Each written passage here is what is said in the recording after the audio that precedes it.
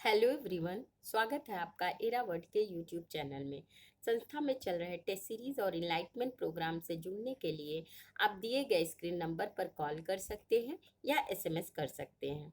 आज इस वीडियो में हम वैदिक काल से संबंधित जो प्रश्न इम्पोर्टेंट है उसकी चर्चा करेंगे।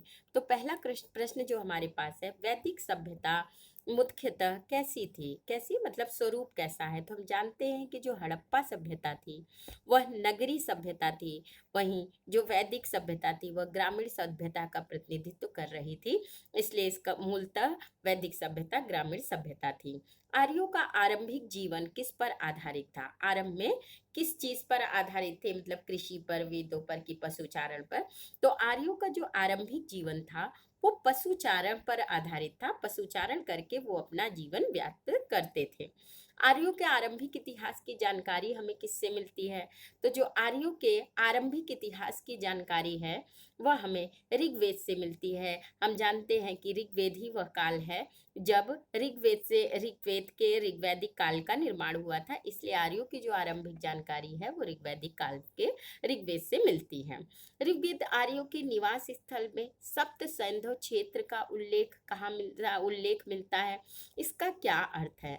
तो जो सप्त सैंधव प्रदेश था वह 7 नदियों का क्षेत्र था। 7 नदियां, जैसे जो हमारी 7 नदियां थी वो थी सतलज, व्यास, चिनाब, चिनाब, झेलम, झेलम, सरस्वती, सरस्वती और घग्गर,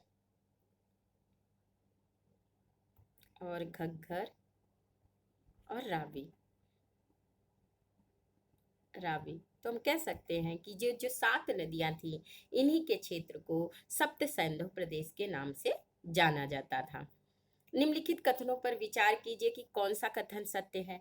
गंगा यमुना द्वाब क्षेत्र तथा उसके सीमावर्ती क्षेत्रों पर भी आर्यों ने कब्जा कर लिया, इसे ब्रह्मर्षि देश कहते हैं। हाँ, हमें ऋग्वेद में गंगा का 3 बार और यमुना का 2 बार वर्णन मिलता है, इसलिए हम कह सकते हैं कि आर्यों ने यहाँ पर अपना निवास स्थान बना लिया था। कालांतर में संपूर्ण उत्तर भारत में आर्यों ने विस्तार कर लिया था, इसे आर्यावर्त के नाम से जानते हैं। बिल्कुल, ये गंडक नदी तक पहुंच गए, इसलिए हम कह सकते हैं कि आर्यों ने संपूर्ण उत्तर भारत में अपना निवास स्थान बना लिया था और ये संपूर्ण निवास स्थान क्या है? आर्यावर्त के नाम से जाना जाता था। और वैदिक काल में कितनी नदियों का उल्लेख मिलता है? तो वैदिक संहिता में अगर हम देखें तो वैदिक संहिता में 31 नदियों का उल्लेख मिलता है, जबकि ऋग्वेद में 25 नदियों का उल्लेख मिलता है। किस सभ्यता में किस नदी को सर्वाधिक महत्वपूर्ण नदी बताया गया है? तो सिंधु नदी को, ऋग वैदिक काल में सिंधु नदी को सर्वाधिक महत्वपूर्ण नदी के रूप में संबोधित किया गया है। किस नदी को सर्वाधिक पवित्र नदी माना जाता है? तो पवित्र नदी के रूप में अगर हम देखते हैं तो पवित्र नदी के रूप में सरस्वती का नाम आता है, जबकि अगर महत्वपूर्ण नदी के बारे में देखें कि महत्वपूर्ण नदी थी तो वह सिंधु नदी थी। तो इस पर अंतर जान लें कि पवित्र नदी सरस्वती थी और सबसे महत्वपूर्ण जो थी वह सिंधु नदी कहलाती थी। अच्छा, इसमें हमके कथनों की पहचान करनी है कि कौन सा कथन असत्य है। असत्य कथन देखने हैं तो ऋग्वेद में हिमालय पर्वत और उसकी चोटी मुंजवत का भी उल्लेख है। मुंजवत का उल्लेख है। और ऋग्वेद में गंगा नदी का 3 बार जबकि यमुना नदी का 1 बार नाम मिलता है।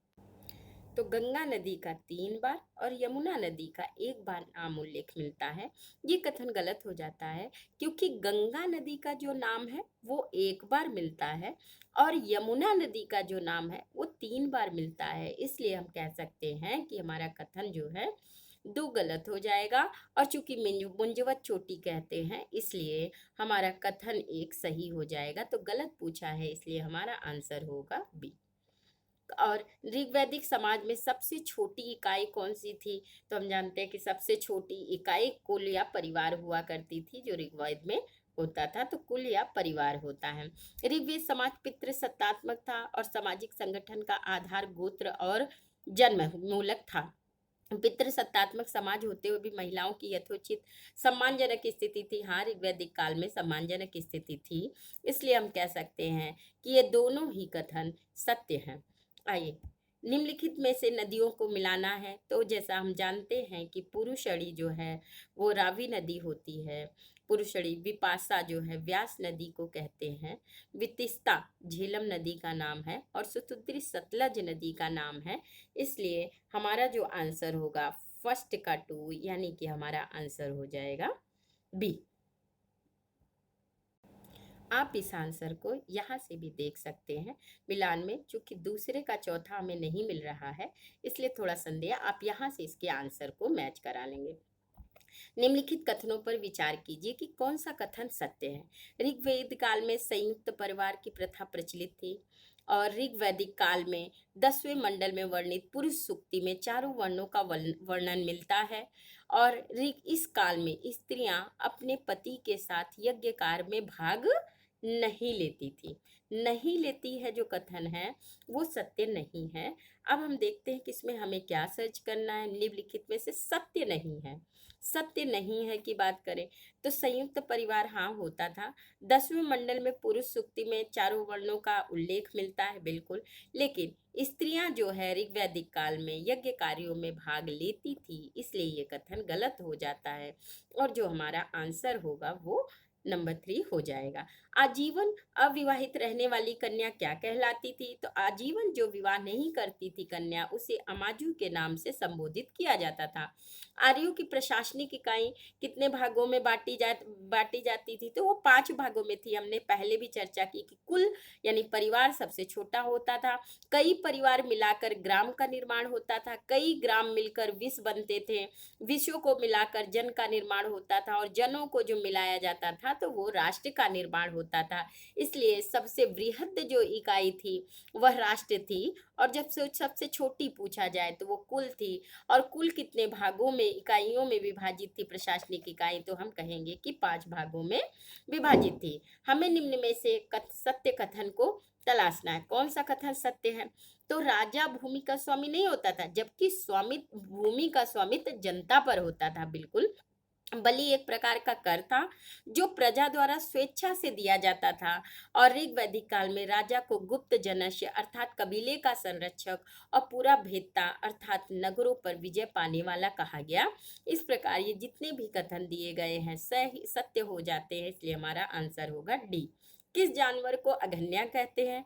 तो अघन्या हम जानते हैं कि गाय को पवित्र माना जाता था और गाय को अघन्या कहा जाता था, न मारे जाने योग्य, जिसे मारा नहीं जा सकता, अघन्या था।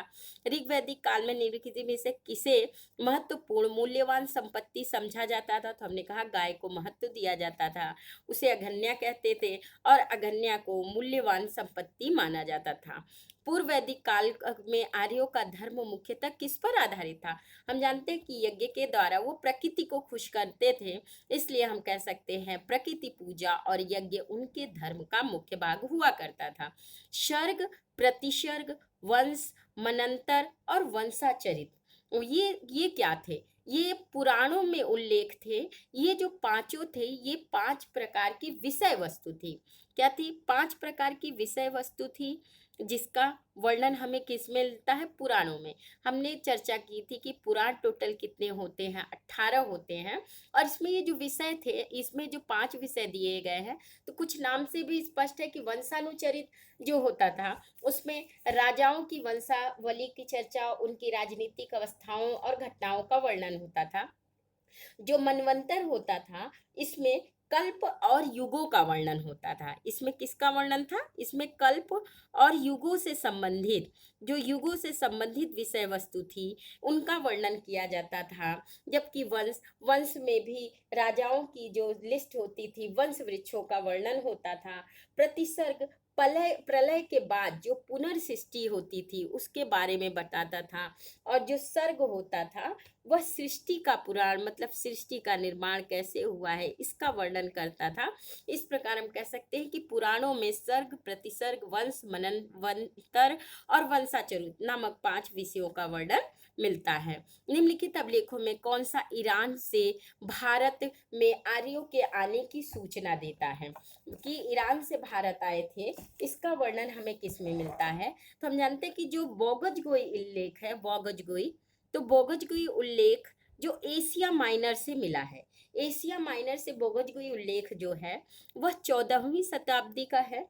14वीं शताब्दी का यह जो अभिलेख है मिला है, और इसमें ऋग्वेद काल के 4 देवताओं का वर्णन मिलता है, जिनके नाम है इंद्र, वरुण, मित्र, इंद्र, वरुण, मित्र और नाशत्य। ये जो देवता है इंद्र, वरुण, मित्र और नाशत्य, इनका उल्लेख हमें बोगजगोई के उल्लेख से मिलता है जो एशिया माइनर में पाया गया। और चूंकि ये देवता ऋग्वैदिक काल के थे, तो ऋग्वैदिक काल के देवताओं का नाम हमें बोगजगोई उल्लेख में मिलने के कारण हम ये कह सकते हैं कि जो आर्य थे वह ईरान से होकर भारत आए थे। क्यों? क्योंकि उनकी लिस्ट में ऋग्वैदिक काल के इंद्र, वरुण, मित्र और नाशत्य नामक देवता का उल्लेख मिलता है। एक बार ये भी प्रश्न पूछा था कि निम्नलिखित में से किस देवता का नाम हमें बोगजगोई उल्लेख में नहीं मिलता, इसलिए हमें इंद्र, वरुण, मित्र और नाशत्य का भी नाम याद कर लेना है। सत्यमेव जयते, सत्य की ही सजा जय होगी, यह शब्द हमें कहाँ से मिलता है?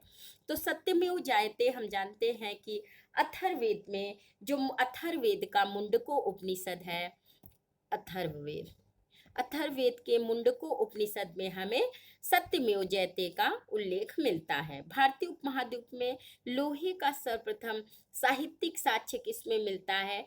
तो लोहे का जो सर्वप्रथम साक्ष्य मिला है, हमें उल्लेख मिलता है, वो हमें यजुर्वेद में मिलता है। और 10वें मंडल में उल्लेखित स्त्रोत में, कौन से स्त्रोत में विवाह समारोह का वर्णन मिलता है कि विवाह कैसे होते थे? ये स्त्रोत हमें सूर्य सूक्त, 10वें मंडल का जो सूर्य सूक्त है उसमें हमें उल्लेख मिलता है कि विवाह समारोह कैसे होता था। ऋग्वेद में कई परिच्छेदों में अगन्या, हमने पहले भी चर्चा की कि अगन्या कौन था? अगन्या गाय थी। रावी का प्राचीन नाम, रावी पुरुषणी नदी होती थी, पुरुषणी का जो प्राचीन नाम था वो रावी का प्राचीन नाम क्या था? पुरुषणी था। विपाशा नदी का आधुनिक नाम व्यास है, बिल्कुल सही है। चिनाब ऑश्किनो थी, बिल्कुल सही है। वितिस्ता का आधुनिक नाम सतलज नहीं व्यास था, इसलिए हम कह सकते हैं कि इसमें 2 कथन सही है और 1 कथन गलत है, इसलिए 1-2 सही हो जाते हैं और हमारा तीसरा कथन चूंकि वितिस्ता व्यास का नाम है तो गलत हो जाएगा। निम्नलिखित कथनों पर विचार कीजिए कि वैदिक आर्यों की सभ्यता ग्रामीण थी।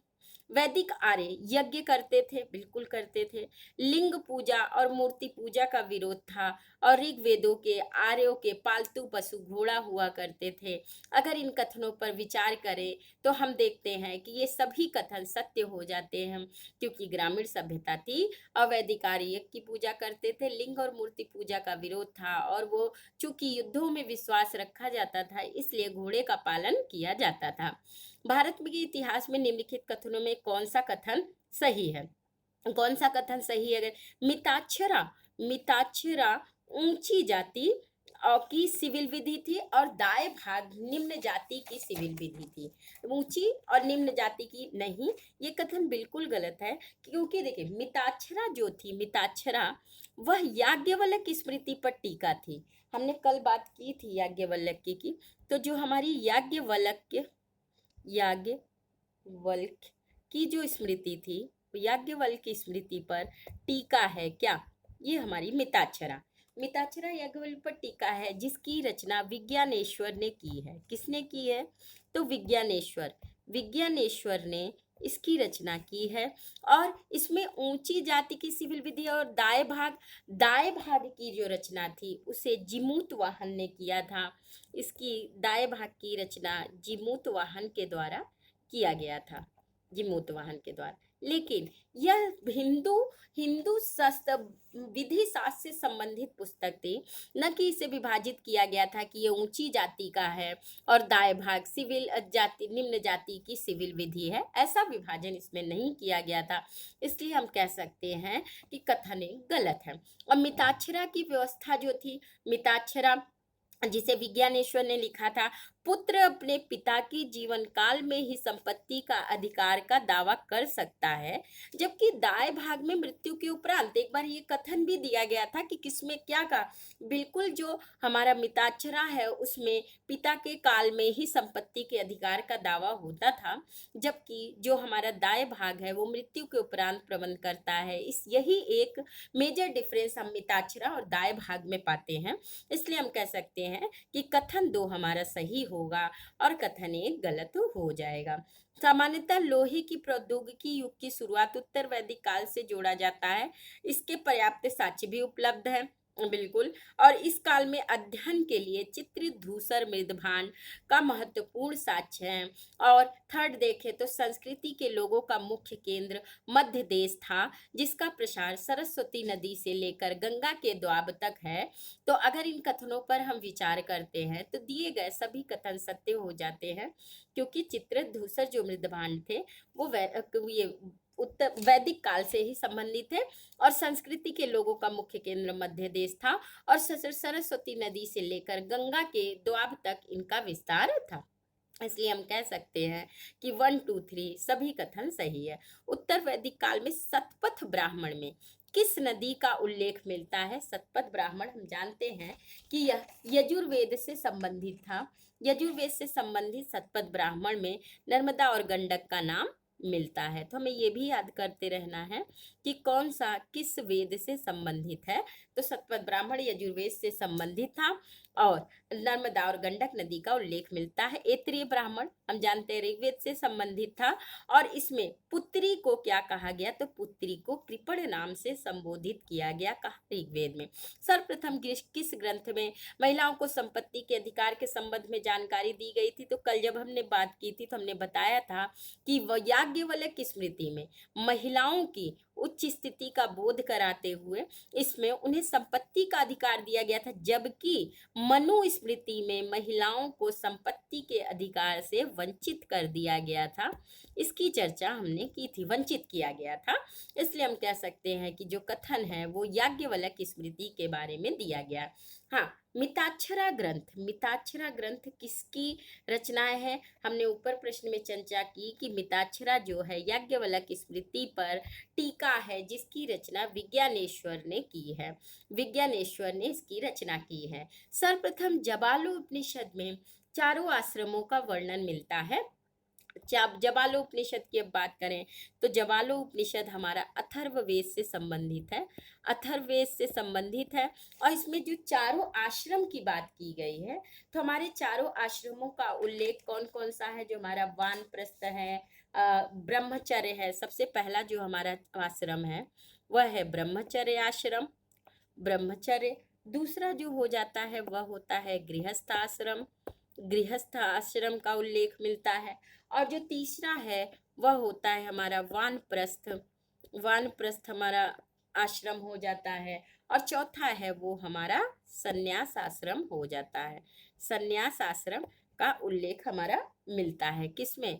और ये हमारे जबालोपनिषद में। ये चारों ब्रह्मचर्य, गृहस्थ, वानप्रस्थ, वह कर लीजिए वानप्रस्थ और संन्यास, संन्यास जो आश्रम है उसका उल्लेख हमें जबालोपनिषद में पड़ता है। और ये जो चारों आश्रम बनाए गए हैं हिंदू धर्म ग्रंथ में, मानव की आयु 100 वर्ष मानकर इसे 25-25 वर्षों का डिवाइड किया कि 25 वर्ष तक ब्रह्मचर्य, 50 वर्ष तक गृहस्थ, वानप्रस्थ के लिए 75 और 75 के बाद इंसान संन्यास जीवन में चला जाएगा। इस काल में आर्यों के द्वारा चावल, नमक और मछली, हाथी तथा बाघ आदि का ज्ञान हो गया था, बिल्कुल हो गया था। इस काल में पहली बार क्षेत्रीय राज्यों का उदय हुआ तथा कबीले पर शासन करने वाला राजा अब उस प्रदेश का शासन होता था। इस प्रकार हम कह सकते हैं कि तीनों कथन सही है और जो हमारा आंसर होगा वह होगा डी।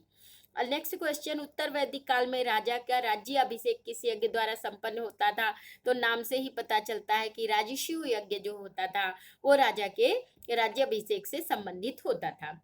पूर्व वैदिक काल में आर्यों का मुख्य धर्म क्या था? पूर्व वैदिक काल में हम पहले भी एक प्रश्न देखे हैं कि प्रकृति पूजा और यज्ञ, प्रकृति पूजा और यज्ञ जो है वो आर्यों का मुख्य धर्म था। सर्ग प्रतिसर्ग वाला भी हमने सॉल्व कर लिया है कि पुराणों से संबंधित 5 विषय थे। निम्नलिखित में आर्यों के ईरान से भारत आने की सूचना, इसको भी हमने एक्सप्लेन किया कि 4 देवताओं के नाम है और बोगोजगोई उल्लेख है। सत्यमेव जयते के बारे में भी हमने पढ़ लिया कि मुंडको उपनिषद से संबंधित है, मुंडको उपनिषद से। अच्छा, महाभारत का पुराना नाम क्या है?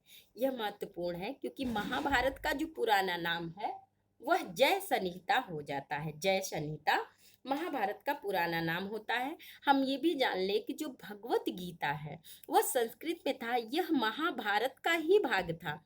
महाभारत का भाग कौन था? भगवत गीता। भगवत गीता महाभारत का ही एक भाग है। इसको जय संहिता के नाम से भी जाना जाता है महाभारत को। और महाभारत में इस समय जो है 1 लाख स्त्रोत हो गए हैं। यही कारण है कि महाभारत का एक और नाम है, वह है सतसहस्त्र संहिता। क्या नाम है? सतसहस्त्र